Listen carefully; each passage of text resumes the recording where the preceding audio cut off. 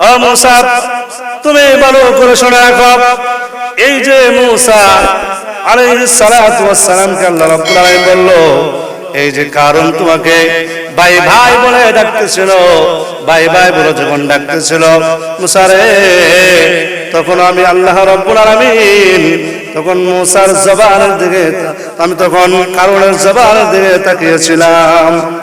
ও মূসা তোমাকে যখন সে ভাই ভাই বলে ডাকতেছিল, আমি তার জবানের দিকে তাকিয়েছিলাম, দেখি আমাকে আল্লাহ বলে একবার ডাক দেয়নি।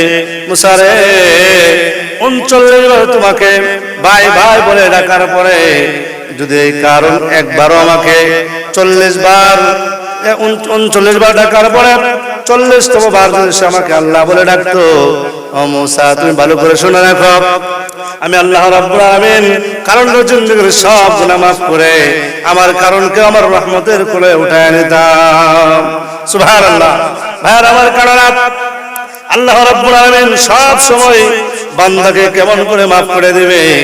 বান্দা যদি গুনাহগার হোক না কেন, একটা কাফেরের দিকেও আল্লাহ রাব্বুল আলামিন সব সময় তাকায় থাকে, ওই কাফেরটাকে কেমন করে মাফ করে আল্লাহ রাব্বুল আলামিন তার রহমতের কোলে উঠায় নেবে। ভাইরা আমার, আপনারা সাদ্দাতের ঘটনা শুনেছেন। সাদ্দাত আল্লাহ রাব্বুল আলামিনের সঙ্গে নাফরমানি করেছে।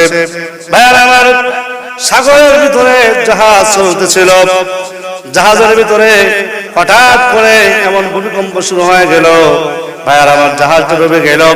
সকল মানুষগুলো যখন পানির নিচে যখন ডুবে মারা গেল, একজন মহিলা ছিল, সেই মহিলাটা একটা তখ্তকে সে বেছে নিল। ভাইয়ার আমার, সাগরের ভিতরে উত্তাল ঢেউয়ের ভিতরে যখন সেই মহিলাটা একটা বাচ্চা প্রসব করলো ওই তখ্তের ভিতরে, ভাইয়ার আমার,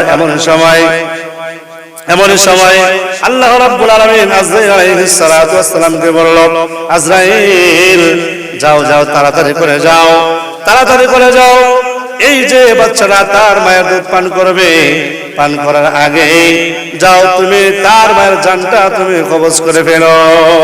ভাইয়ার আমার, আল্লাহ রাব্বুল আলামিন হযরতে আজরাইল আলাইহিস সালাতু ওয়াস সালামকে জিজ্ঞাসা করেছিল, আজরাইল তোমার কি জীবনে কোনোদিন মানুষের জান কবজ করতে গিয়ে তোমার কি কোনোদিন মায়া লেগেছিল?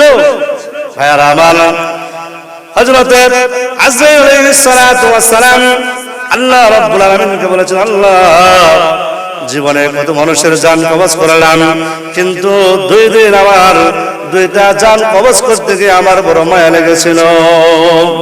কোন দিন?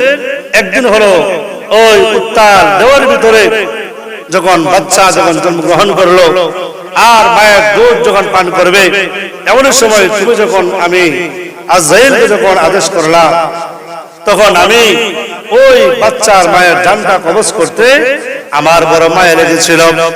কেননা উত্তাল ঢেউয়ের ভিতরে আমি যদি মায়ের জান কবজ করে ফেলি, তাহলে এই বাচ্চাকে কে দুধ পান করাবে, কে তাকে লালন পালন করবে? সাগরের ভিতরে আর কেউ নাই, মা জননী ছাড়া। ওগো আল্লাহ, কিন্তু তোমার হুকুমের অমান্য তো আমি করি না, কিন্তু যখন তুমি আদেশ করলে, আদেশ করার পরে আমি যখন জান কবজ করলাম, ওগো আল্লাহ সেদিন আমার বড় মায়া লেগেছিল। আর কোন দিন তোমার মায়া লেগেছিল? আরেকদিন হলো ওই যে সাদ্দাত তোমার সঙ্গে নাফরমানি করেছে, তোমার জান্নাতে যাবে না, জান্নাতে সে যাবে না, সে জান্নাত বানাইলো। ওগো আল্লাহ, জান্নাত বানানোর পরে সে যখন একটা পা যখন জান্নাতে দিল আর একটা পা যখন বাহিরে, এমন সময় তুমি আল্লাহ আমাকে আদেশ করলা সাদ্দাতের জান কবজ করার জন্য। ওগো আল্লাহ, আমি তোমার হুকুম পায়া যখন সাদ্দাতের জান কবজ করার জন্য যখন আমি যখন তার কণ্ঠনালী যখন চেপে ধরলাম, এমন সময় ওই সাদ্দাত আমাকে ভাই ভাই বলে রেখেছিল, আজরাইল ভাই, ও আজরাইল ভাই, আমাকে একটু তুমি সময় দাও।